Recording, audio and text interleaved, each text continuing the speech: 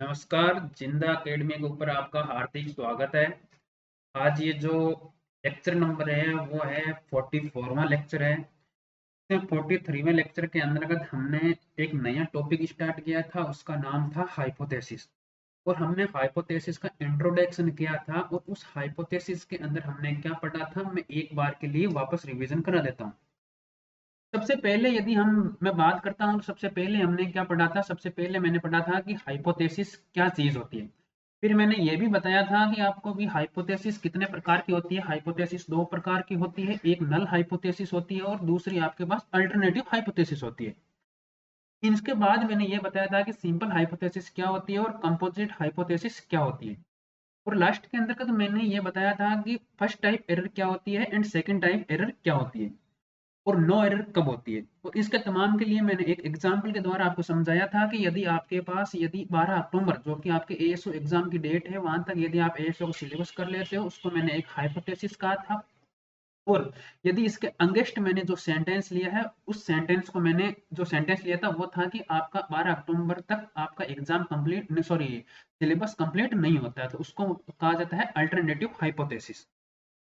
ये मैंने दो दो हाइपोथेसिस आपको बहुत अच्छे इस एग्जांपल के जरिए मैंने हाइपोथेसिस को समझाया था।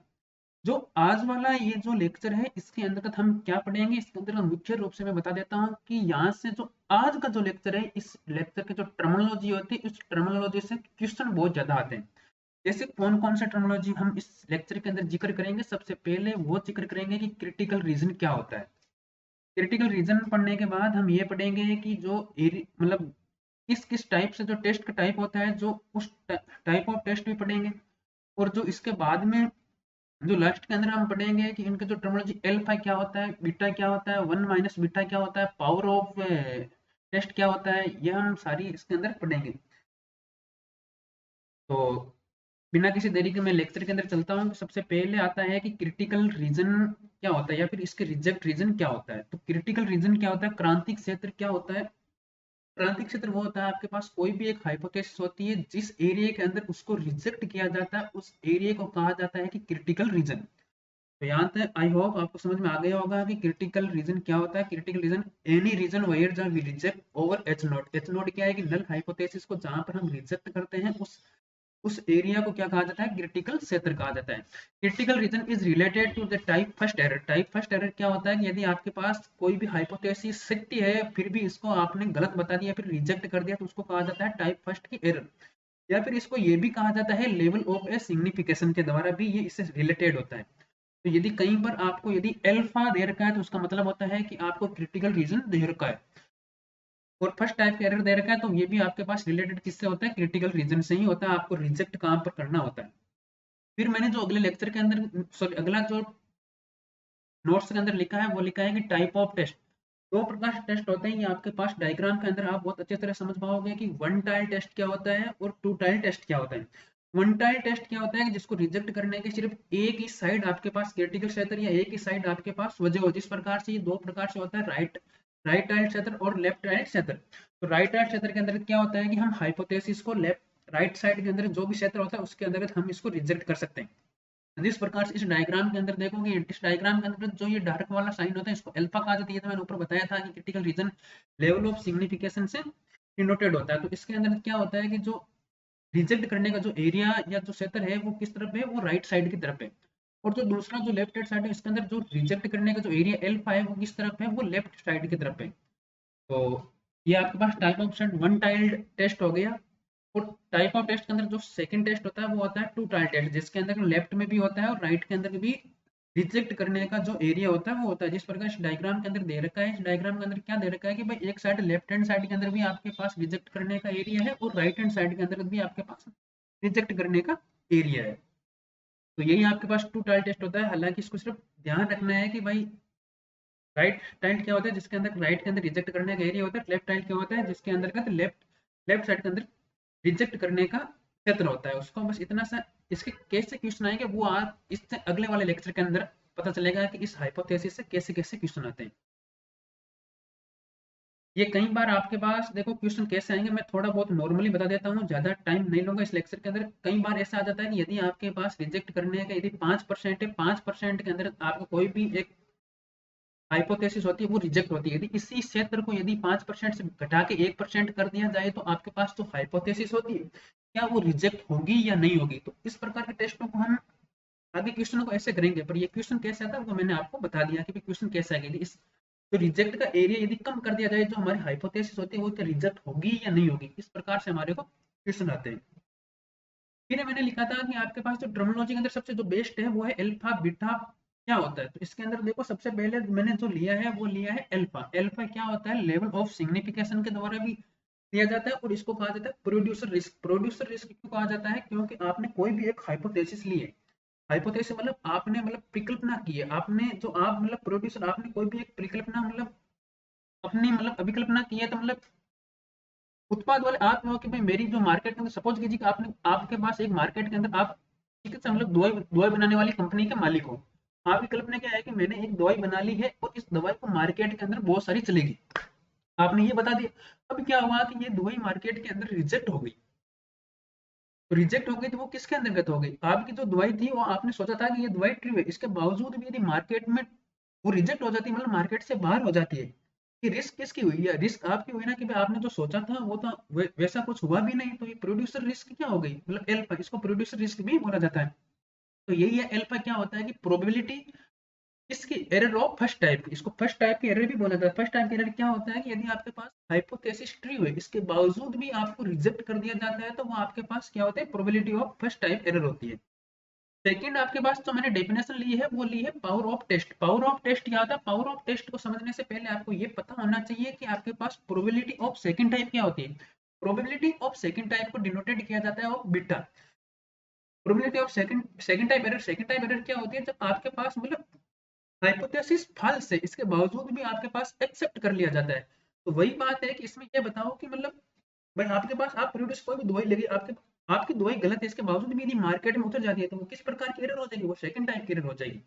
और सेकंड टाइप की एरर एक्चुअली देखूं तो जो कंज्यूमर होता है उसके लिए घातक होती है। तो आपके पास कंज्यूमर एरर के लिए बहुत ज्यादा घातक घातक होते हैं ना। हमने कोई भी एक मार्केट के अंदर चीज कोई भी बनाता है और उसको जो गलत होते हैं बाद में मार्केट में आ जाती है तो किसके लिए होता है, कंज्यूमर ग्राहकों के लिए वो सबसे बड़ी घातक होती है। तो ये पावर ऑफ टेस्ट का में याद इतना रखना है कि इसको याद रखने के सबसे पहले ट्रिक ये होनी चाहिए कि पावर, पावर मतलब वो होता है कि मतलब एच नोट गलत है इसके बावजूद भी उसको रिजेक्ट कर दिया जाता है तो उसको कहा जाता है पावर।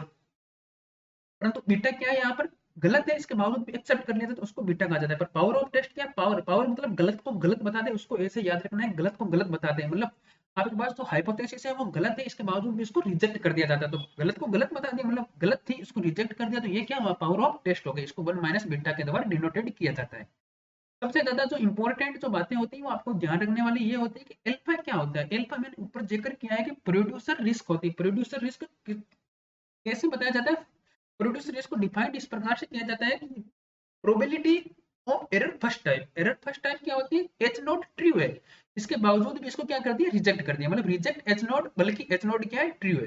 इसी प्रकार से 1 माइनस अल्फा क्या होता है, लेवल ऑफ कॉन्फिडेंस के द्वारा भी इसको नोटेड किया जाता है। लेवल ऑफ कॉन्फिडेंस कहीं पर क्वेश्चन में आपको कई बार ऐसे क्वेश्चन आएंगे कि इसका अल्फा निकालो, 1 माइनस अल्फा निकालो, बीटा निकालो, 1 माइनस बीटा निकालो। इसके क्वेश्चन कैसे आएंगे वो मैं अगले वाले लेक्चर के अंदर बताऊंगा आपको। तो 1 माइनस अल्फा क्या होता है, लेवल ऑफ कॉन्फिडेंस। इसका लेवल ऑफ कॉन्फिडेंस को डिनोटेड किस प्रकार से किया जाता है, probability of accept H not when, जब एच नॉट इज ट्रू है। मतलब कोई भी एरर नहीं होती है यहाँ पर, जब कोई भी एरर नहीं होती लेवल ऑफ कॉन्फिडेंस इसको बोला जाता है। ये भी आपको समझ में आ गया कि मतलब कोई भी एरर नहीं, मतलब जब एच नॉट ट्रू है इसके बावजूद इसको एक्सेप्ट कर लिया जाता है तो इसकी जो प्रोबेबिलिटी निकालते हैं वो 1 माइनस अल्फा के इक्वल होती है। बीटा क्या होता है, कंज्यूमर रिस्क होता है। ये मैंने कंज्यूमर रिस्क कैसे होता है इससे जस्ट पहले मैंने बताया है। कंज्यूमर रिस्क कैसे होता है ऊपर मैंने बीटा पढ़ाते वक्त मैंने समझाया है। तो कंज्यूमर रिस्क क्या होता है कि probability of accept H not, बल्कि एच नॉट क्या है, गलत है। जब एच नॉट गलत कब होगा, ये सबसे बड़ी इंपॉर्टेंट चीज है कि मैंने H1 इज ट्रू, यहाँ पर H1 ट्रू क्यों लिखा है। देखो H1 क्या होता है, अल्टरनेटिव हाइपोथेसिस होती है। और H नॉट जीरो या H0 या H नॉट क्या होती है कि इसको कहा जाता है नल हाइपोथेसिस। जब नल हाइपोथेसिस, कोई भी आपकी नल हाइपोथेसिस गलत कब होगी, जब आपके पास जो अल्टरनेटिव हाइपोथेसिस है वो सत्य हो जाएगी। इसको आप इस प्रकार से भी समझो। मैंने एक हाइपोथेसिस एग्जांपल जो पिछले वाले लेक्चर के अंदर एग्जांपल लिया था कि आपका ASO के वैकेंसी तक आपका सिलेबस पूरा हो जाएगा, तो ये मेरी नल हाइपोथेसिस है। अब नल हाइपोथेसिस के अगेंस्ट मैंने एक हाइपोथेसिस ले, इसको कहा था मैंने अल्टरनेटिव हाइपोथेसिस। तो अल्टरनेटिव हाइपोथेसिस मैंने क्या लिया था कि आपके एएसओ का एग्जाम तक आपका सिलेबस कंप्लीट नहीं होगा। ये आपके पास मतलब अल्टरनेटिव हाइपोथेसिस मतलब दो हाइपोथेसिस ली, एक हाइपोथेसिस आपके नल हाइपोथेसिस होगी, उस हाइपोथेसिस को मैंने कहा था कि आपके एएसओ वैकेंसी तक आपका सिलेबस कंप्लीट नहीं होगा, नहीं सॉरी कंप्लीट होगा, तो वो होगी नल हाइपोथेसिस। और एक हो गई है कि आपके एएसओ वैकेंसी तक एग्जाम कंप्लीट नहीं होगा, सॉरी सिलेबस कंप्लीट नहीं होगा, तो वो हो गई आपके पास अल्टरनेटिव हाइपोथेसिस। तो नल हाइपोथेसिस, अल्टरनेटिव हाइपोथेसिस, जब नल हाइपोथेसिस एग्जाम कंप्लीट होगा तब तक आपका सिलेबस कंप्लीट हो जाएगा, ये आपका नल हाइपोथेसिस। ये सत्य कब होगी, जब आपके पास दूसरे वाली अल्टरनेटिव गलत होगी। और अल्टरनेटिव यदि सत्य हो गई कि आपका सिलेबस नहीं है, तो फिर ये तो ऑटोमेटिक गलत होगी, मतलब एक सही होगी तो दूसरी ऑटोमेटिक गलत हो जाएगी। तो ये आपके पास एच नोट का मतलब एच जीरो यदि फॉल्स है तो ट्रू कौन है, एच वन ट्रू है। ये आपके पास सबसे इंपॉर्टेंट है, मैंने एच नोट फॉल्स को भी लिख सकता हूँ और यहाँ पर मैं एच वन ट्रू भी लिख सकता हूँ, एक्सेप्ट एच जीरो, जबकि एच वन क्या है, ट्रू है। तो एच वन ट्रू क्या मतलब वो एच नोट फॉल्स है। इसी प्रकार से power of test one minus beta के द्वारा डिनोटेड किया जाता है, one minus beta equal to power of test equal to probability of reject H not, जबकि एच नोट फॉल्स है। जब एच नोट फॉल्स है ट्रू कौन हुआ, एच वन ट्रू हो गया, तो इसको ऐसे भी लिखा जा सकता है रिजेक्ट ऑफ एच नोट, बल्कि H one is the true है। फिर मैंने नीचे ये लिखा है कि बोथ टाइप की एरर कैन नॉट बी, मतलब कोई भी इन दोनों जो एरर होती है उसको एक साथ मिनिमाइज नहीं किया जा सकता। Both type of error can not be minimise together in the testing of the hypothesis, because type first error is the more serious alpha than the type second error. मतलब जो सीरियस, सबसे पहले जो इसके अंदर जो माना क्या जाता है कि इसके अंदर जो पहली जो एरर होती है उसको ज्यादा सीरियस माना जाता है, बल्कि वहीं यदि मैं बात करता हूँ मेडिकल क्षेत्र के अंदर, इन जनरली फर्स्ट टाइप एरर को सीरियस माना जाता है, परंतु मेडिकल क्षेत्र के अंदर क्या किया जाता है, मेडिकल क्षेत्र के अंदर सेकंड टाइप के एरर को ज्यादा सीरियस माना जाता है। तो हम ट्राई क्या करते हैं, इन जनरली ट्राई क्या करते हैं कि so we fix alpha and trying to minimise to beta. तो जब हम इसको अल्फा को फिक्स कर लेते हैं और बीटा को न्यूनतम करने की कोशिश करते हैं। तो ये आपके पास सबसे जो इस लेक्चर के अंदर जो सबसे इंपॉर्टेंट था वो था टर्मिनोलॉजी, और टर्मिनोलॉजी के अंदर जो मैंने इंपॉर्टेंट बातें लिखी है इसके अंदर जो alpha, one minus alpha, beta and one minus beta क्या होता है ये मैंने आपको जिक्र किया है।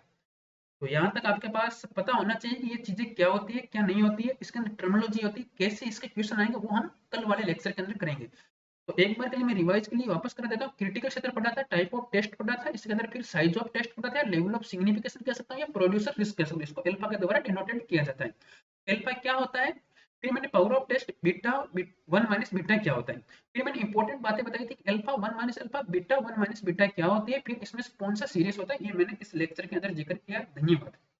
आपने जिंदा अकेडमी सर्च की और जिंदा अकेडमी को टेस्टिंग ऑफ हाइपोथेसिस पढ़ रहे हो, तो वेट कीजिए, जब दो लेक्चर और है, दो लेक्चर के अंदर मैं हाइपोथेसिस और खत्म कर दूंगा, दो लेक्चर ये हो गए और दो लेक्चर और, मतलब 4 लेक्चर के अंदर मैं हाइपोथेसिस खत्म कर दूंगा। मतलब बड़ी मुश्किल से, क्योंकि मेरे को पढ़ाने, मेरे को बोलने में क्या टाइम लगता है, मेरे तो नोट्स लिखे हुए हैं। तो ये आपके 10 मिनट का भी लेक्चर आपके पास 1 घंटे के लेक्चर के इक्वल हो जाएगा। Thank you. वेट कीजिए और सब्सक्राइब तो करना ही है, अच्छा लगे तो लाइक भी करना है, कमेंट भी करना है। धन्यवाद।